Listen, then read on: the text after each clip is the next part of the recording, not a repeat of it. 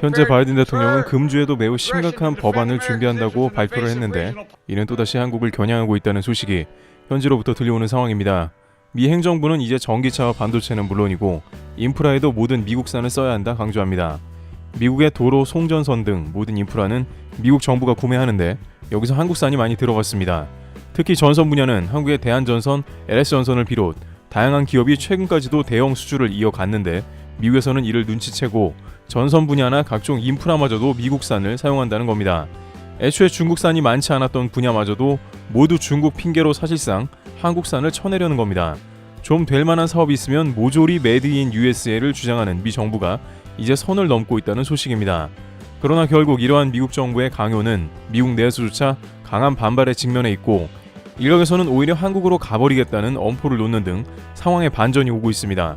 그러나 한국도 이러한 사태를 살펴봐야 하기 때문에 어떻게 대응해야 하는지 다시 한번 모아보며 미국 외의 다양한 국가들과 함께 어떻게 동시 대응을 해 나가야 하는지 살펴보도록 하겠습니다. 첫 번째, 한국에 들어오려는 미국 기업들. 미 정부의 자국 중심주의를 대거 반영한 최근의 행태를 두고 전문가들은 폭주하고 있다고 전합니다. 여기서 폭주라는 것은 동맹을 배려하지 않는 것은 물론이고 미국 기업들조차 고려하지 않았다는 것입니다. 지금까지 IRA법은 동맹들을 내몰고 특히나 그 중에 가장 피해를 받는 국가가 한국으로 알려졌습니다. 그런데 알고 보면 미국 기업들조차 IRA 때문에 매우 곤란한 상황이라고 전해지고 있습니다. 일부 기업들은 이대로라면 사실상 법안 때문에 파산할 수 있다고도 하는데요. 또한 오히려 미국이 아니라 보조금도 마다하고 한국에 대거 투자를 결정한 기업들도 있다고 합니다. 일단 이러한 정황을 알아보기 위해서 미 정부가 얼마나 무지막하고 빠르게 전개 중인지 봐야 하는데 실제 IRA법 관련해 심지어 중국이라고 하더라도 한국 공장 유치 후 곧바로 보조금 철회는 안 했는데 미국은 계약서에 사인하고 잉크도 안 마른 시점 착공 시작도 안 했는데 보조금 철회를 발표한 것이죠. 게다가 이는 자동차 분야뿐만 아니라 서서히 반도체 분야로도 그 속내를 드러내고 있습니다.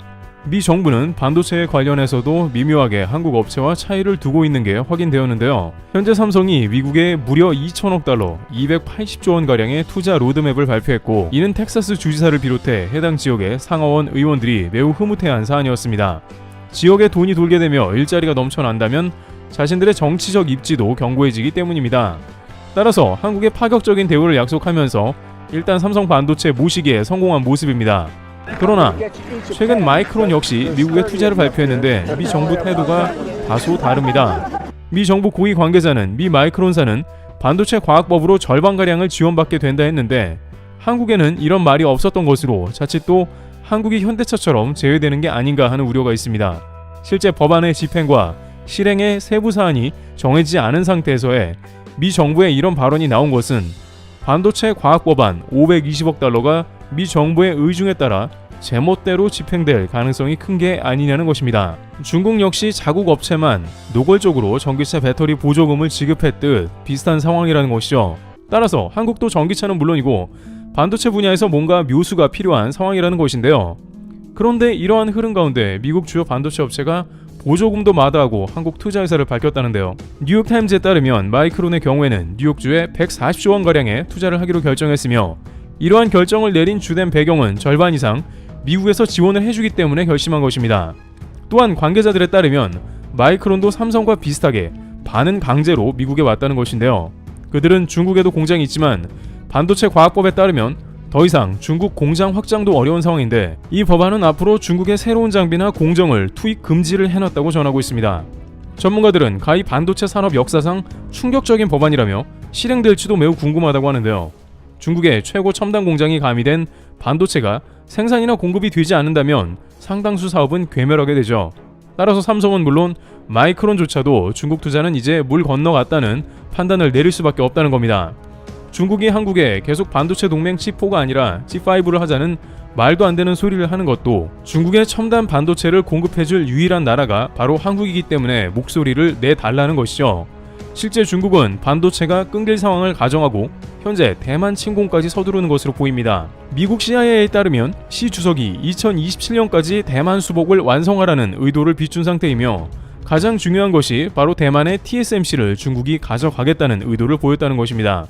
또 반대로 미국에서는 중국이 대만을 침공하면 곧 TSMC 공장을 파괴시킬 준비도 한다고 하며 TSMC의 전문 인력을 곧바로 미국으로 전원, 피신시킨다는 로드맵까지도 가동 중이라는 것이죠. 그만큼 미국이 반도체 패권에서 중국을 완전히 제외해버릴 정도로 의지가 강하다는 것입니다. 또한 그러한 맥락 가운데 미국은 이제 전세계 반도체 회사를 모두 미국에 집결시킨 것이며 여기에 마이크론은 미국 국적 마크를 달고 있으니 더욱 미국 공장 설립에 탄력을 받은 것입니다. 그런데 이러한 모든 절대절명의 상황을 물리치고 한국에 오겠다는 미국 초대형 기업이 있어 주목을 받습니다. 세계 1위 반도체 장비 업체인 어플라이드 머티리얼즈는 최근 한국에 R&D 센터를 신설한다고 발표했습니다. 투자 규모와 시기, 위치 등은 아직 확정되지 않았지만 관계자들은 입점이 거의 기정사실이라고 하는데요. 이들이 오는 이유는 그들의 최대 고객사 중 하나가 바로 삼성과 SK 하이닉스이기 때문입니다. 한국 삼성이 미국에 2천억 달러를 투자한다고 했지만 이는 로드맵일 뿐 확정은 아닌 것이고 역시나 핵심 공정은 한국에 있는 상황이고 시스템 반도체 비전 2030을 비롯해서 한국의 라인을 대거 확장하는 공사를 진행하며 EUV 전용 라인도 계속 완공되어 오픈 중입니다. 그런데 이런 상황이다 보니 미국의 각종 장비업체들은 한국에 입점을 안 할 수 없게 된 것입니다. 세계 3위 미국의 식각 장비업체 램 리서치 역시 용인의 R&D 센터를 올 4월에 오픈했습니다. 이들이 한국에 왜 올 수밖에 없냐는 질문에 대해서는 삼성 하이닉스 라인에 지리적으로도 붙어있어야 유리하기 때문이고 시시각각 바뀌는 생산 스펙과 공정 업그레이드를 의논하는 것입니다. 물론 미국에 있어도 일이 안 되는 것은 아닙니다만 한국 반도체 초대형 클러스터에 붙어있어야 좀 더 한국 업체와 손을 잡기 수월하고 각종 수주나 연구개발을 진행하는 데 유리한 것이죠. 실제 램 리서치의 한국 지사 램 리서치 코리아에 따르면 한국의 거점을 조성하는 게 당연하다며 램 리서치가 제공하는 모든 칩 제조 공정 전반에 긴밀한 협의가 더욱 강화될 수 있고 각종 솔루션 개발을 가속화할 수 있기 때문에 한국은 선택이 아니라 필수라는 것입니다.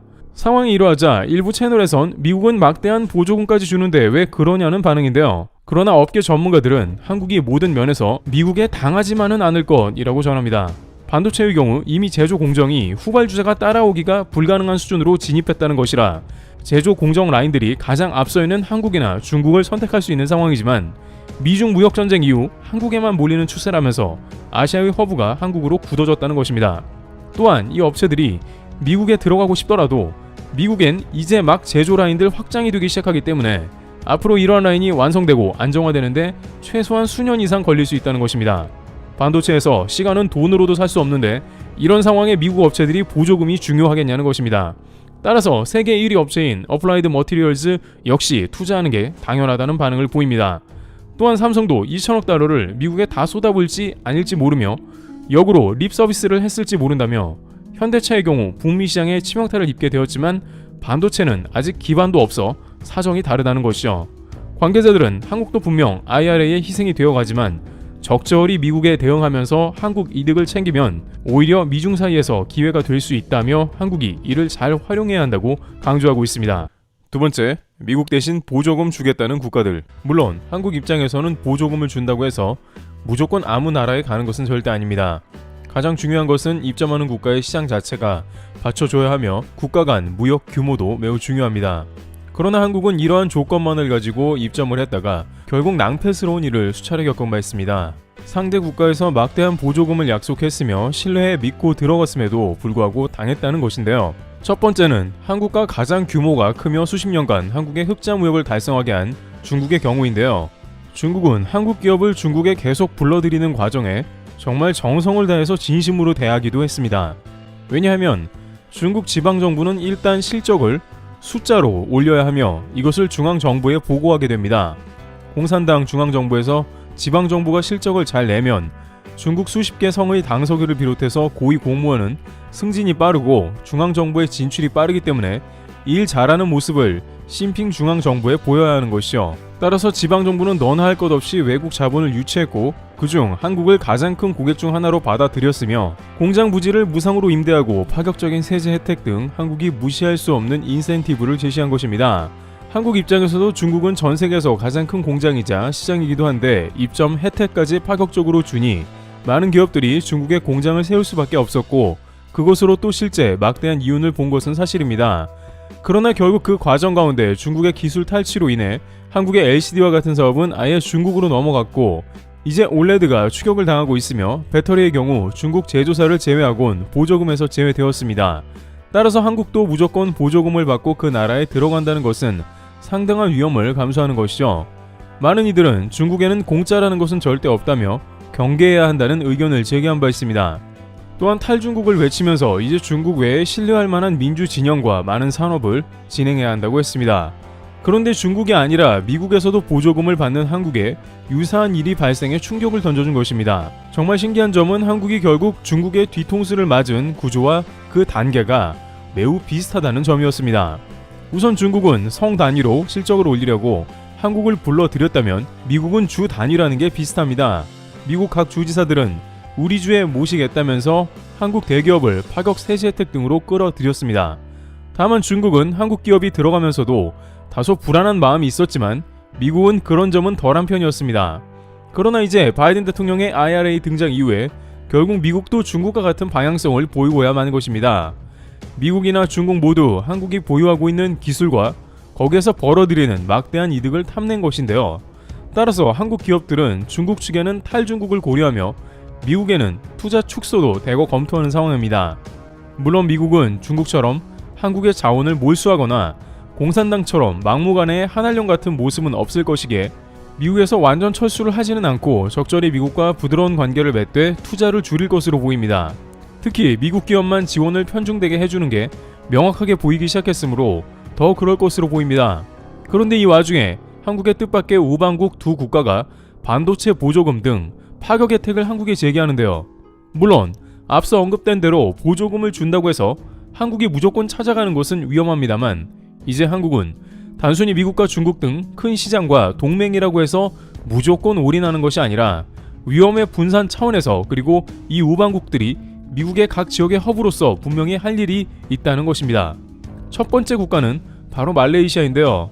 말레이시아에서 현재 한국의 이미지는 매우 좋은 것으로 알려졌습니다. 첨단 제품을 얘기하기 전에 K-팝을 비롯해서 현재 김판공 감독도 AFC 본선 진출을 시켜 인기가 절정입니다.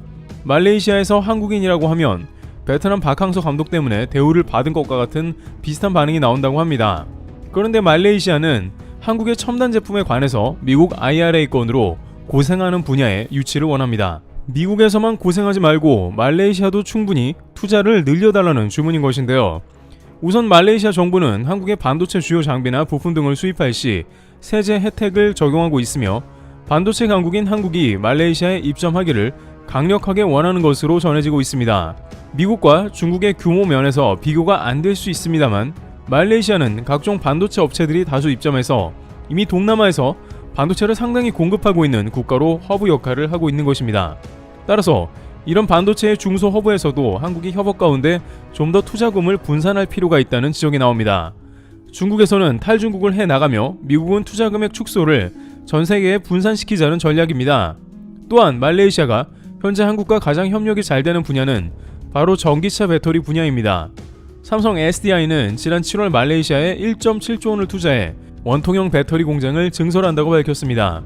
이미 말레이시아 1공장에서 생산 중이며 이 물량은 독삼사나 한국 전기차 브랜드 등에 수출 중이고 이번 2공장을 증설함으로 해서 테슬라에도 직접 수출을 타진할 것으로 보입니다.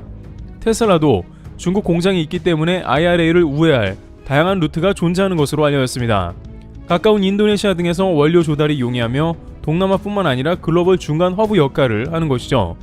이처럼 꼭 IRA가 미국 안에서 이루어져 압박이 심하나 그것은 그것대로 진행하면서 글로벌은 따로 가면 되는 것이죠. 그런데 두 번째 국가는 바로 엄청난 규모의 자금을 쏟아부을 신생국가로 바로 인도입니다. 인도 반도체 진출은 한국이 눈여겨봐야 할 것이 중국과 미국과는 다른 차원이라는 것입니다. 미중 양국은 반도체를 다뤄온 나라이며 이 분야에서 이미 상당한 실력을 보유하고 있는 국가입니다만 인도의 경우 사실상 엄청난 인구의 막대한 수요에 비해서 자체적인 생산시설이 떨어지는 편입니다. 그래서 인도 정부는 올해부터 약 300억 달러를 긴급 편성하고 반도체 클러스터 조성에 나섰습니다. 인도가 이렇게 급해진 이유는 최근 칩4 동맹은 물론 중국도 반도체 자립에 돈을 쏟아붓기 때문입니다. 그 가운데 전세계 주요 국가로 발돋움하려는 인도가 반도체 안보를 강조하는 것은 이상한 일이 아닙니다. 실제 인도는 중국의 반도체 굴기와 경쟁이라도 하듯 중국의 반도체 생산 회사를 인도로 옮겨왔는데요. 바로 대만의 폭스콘은 인도 정부와 함께 인도에 약 30조 원을 투자하기로 결정한 상황입니다. 폭스콘은 인도 공장에서 핸드폰 관련한 칩과 디스플레이 등 다양한 제품을 생산할 것이며 일각에서는 애플이 탈중국을 서서히 진행하면서 폭스콘도 인도에 공장을 세운다는 것입니다. 결국 이 가운데 이미 삼성전자 휴대폰 등을 생산한 인도에서 한국에 관심이 모이는 것은 당연한 일입니다. 삼성은 인도에 모바일 라인이 있으며 2026년 스마트폰 생산 라인을 대폭 증설할 예정입니다. 따라서 이 가운데 인도 정부가 한국의 삼성 등에도 제발 입점해달라는 요청이 잇따르고 있는 상황입니다. 인도의 타밀나두 주 총리는 삼성전자 반도체 공장 건립을 요청하고 필요한 건 모두 들어주겠다고 했습니다. 포스코의 경우 7년이나 시간을 끌다가 결국 인도 입점을 실패했는데 이것과는 차원이 다릅니다. 인도는 이미 타타 스틸 그룹 등 세계적인 제철 회사가 있어서 그 가운데 여러 압박이 있었을 것이지만 반도체는 인도가 쌍수를 들고 환영하고 중국과 경쟁해야 하므로 삼성의 존재가 필수인 것입니다. 현재 인도의 폭스콘 등 다양한 반도체 사용 회사들이 늘어가고 관련 기업이 대거 입점하고 있는 상황이기 때문에 인도 내부에서 시장이 커진다는 것이고 내수 규모도 고려하지 않을 수 없는 것입니다. 따라서 삼성전자 역시 인도에서 반도체를 전개할 가능성도 제기되는 상황인 것입니다.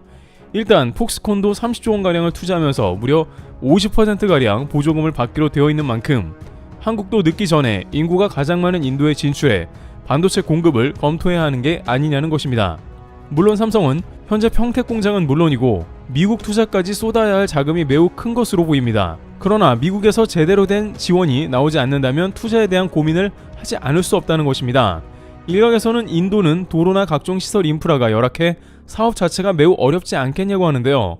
그러나 철강 사업을 비롯해서 자동차 산업의 경우 도로 등 인프라가 어느 정도 갖춰져야 하는 것은 사실이지만 반도체의 경우에는 자본 집약적 산업으로 상대적으로 작은 규모의 공장에 수조에서 수십조 원이 집약되어 있는 형태이며 대부분 반도체는 부피가 작기 때문에 항공기로 운송되는 경우가 많아 결국 공장이 가장 중요하다는 것입니다. 물론 본래 인도는 삼성 반도체나 하이닉스 등의 검토 대상은 아니며 투자처로서 급한 대상도 아니었습니다만 이제 미국조차 예상할 수 없는 정치적 변수를 보이며 한국 기업들은 글로벌 다변화를 더욱 추진하는 것이고 미국의 적대국이 아니면서도 미국과도 우방인 국가에 분산 투자하는 전략을 대거 펼쳐나간다는 것입니다. 결국 관계자들은 이러한 상황이 지속되면 바이든 정부의 IRA가 실패할 가능성이 매우 크다고 하는데요. 전문가들은 미 정부가 미국 내 생산을 강조할수록 미국 내 생산 단가는 크게 올라가게 되는데 중국을 배제하는 것도 어느 정도이지 중국이 환경오염을 해가며 생산하는 니켈 배터리 원료를 누가 하겠냐는 것입니다. 유럽은 친환경이라 손도 안 댈 것이고 미국은 환경단체의 반대로 희토류가 많아도 캐지 않는 정도입니다. 따라서 바이든 재선을 위한 법안이 다소 급조되었으며 실패할 가능성이 농후하다는 의견인 것이고 그렇게 지속된다 하더라도 미국 내 전기차 각종 첨단 제품 가격이 치솟기 때문에 결과적으로 미국 소비자들의 불만이 폭발하여 IRA 법은 대중의 지지를 잃어 유야무야될 가능성이 크다는 것이죠. 이와 같이 한국 대기업들은 미국 외에도 한국의 기술을 자국에 가져와 달라고 대거 요청을 받고 있습니다. 한국도 미국은 중요하지만 지나치게 올인이 아닌 위험 분산의 의미로도 이러한 행보는 중요하게 여겨집니다. 트래블TV였습니다. 감사합니다.